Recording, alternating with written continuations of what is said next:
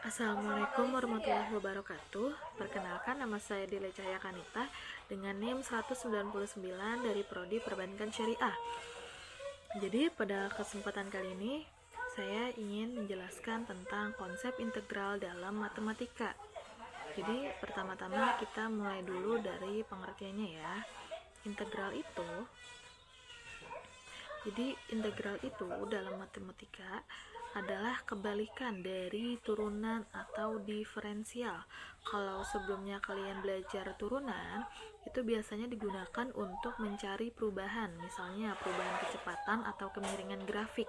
Nah, kalau integral itu kebalikannya. Integral digunakan untuk mencari fungsi asal, menghitung total atau akumulasi, dan juga menghitung luas suatu daerah. Jadi untuk gampangnya itu, kalau turunan itu memecah sesuatu jadi bagian kecil, maka integral itu mengumpulkan kembali bagian-bagian itu jadi satu. Jadi kenapa sih integral itu penting? Jadi integral itu penting karena sering digunakan dalam kehidupan sehari-hari. Misalnya untuk menghitung luas tanah, menghitung total keuntungan dalam bisnis, dan juga menghitung jarak dari kecepatan. Jadi sebenarnya integral itu bukan cuman sekedar teori, tetapi juga dipakai di kehidupan nyata. Intinya, integral itu adalah cara untuk menjumlahkan sesuatu secara terus-menerus. Untuk selanjutnya kita akan ke jenis-jenis dari integral. Jadi yang pertama itu ada jenis integral tak tentu. Jadi integral tak tentu itu digunakan untuk mencari fungsi asal dari suatu turunan. Misalnya kalau kita tahu turunannya itu 2x, maka fungsi asalnya adalah x pangkat 2. Terus ada juga untuk simbol-simbolnya seperti yang ada di PPT, bisa dilihat dan dipahami ya.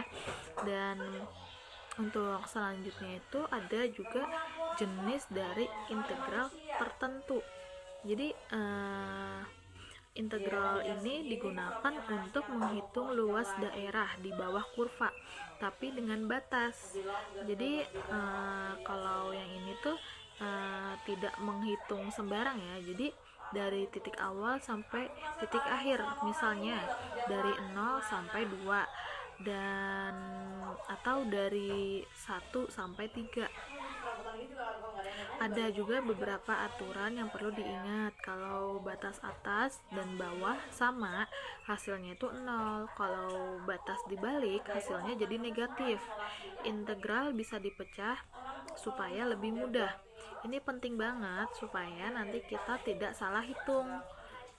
Dan untuk contoh-contohnya ya kan seperti ini, contoh soalnya itu adalah integral x pangkat 2 dx. Jadi naikkan pangkatnya lalu dibagi pangkat baru. Jadi langkah-langkahnya untuk x pangkat 2 jadi x pangkat 3 dibagi 3. Hasilnya x pangkat 3 per 3 tambah k. Jadi ini adalah rumus dasar dan sering banget dipakai ya. Jadi untuk kesimpulannya, integral adalah cara dalam matematika untuk mencari fungsi asal dan menghitung luas atau total sesuatu. Jadi inti dari integral adalah mengumpulkan atau menjumlahkan sesuatu secara keseluruhan.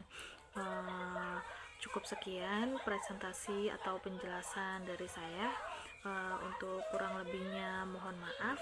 Wassalamualaikum warahmatullahi wabarakatuh.